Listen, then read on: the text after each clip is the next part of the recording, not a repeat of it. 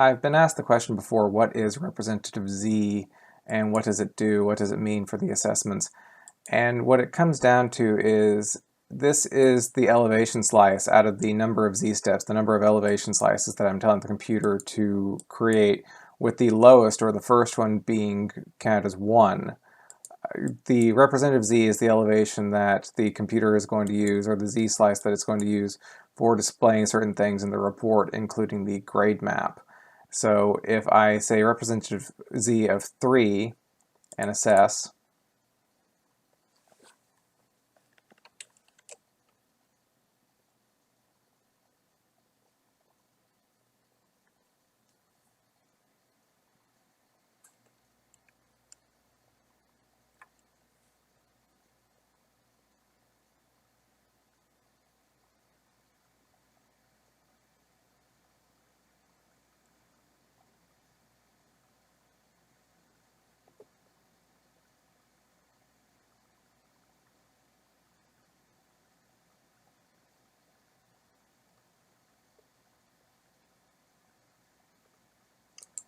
and now I'm going to print report, and I say representative grade map.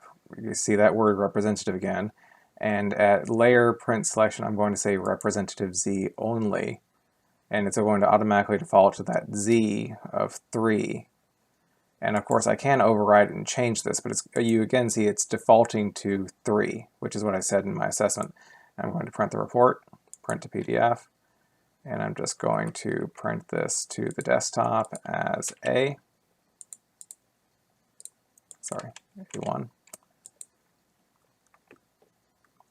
And now I'm going to come in here and I'm going to change this from 3 to 10. And it reruns the assessment. And now I'm going to print the report again. And I'm going to say representative Z, but here you see it's saying 10 all of a sudden.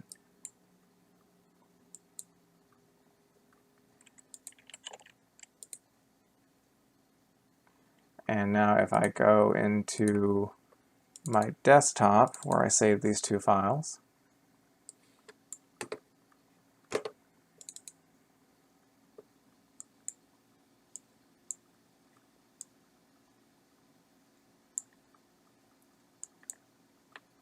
what I'm going to see is if I look at my grade map on A1 over here, I see, because I took a lower elevation Z slice, which is that 1.3 meters above the deck, I'm seeing those medium risk grade bubbles around the pumps.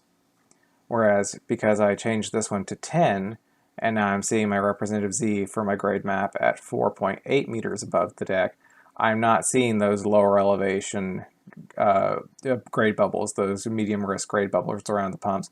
I'm also not seeing the grade bubbles around some of these smaller, shorter tanks.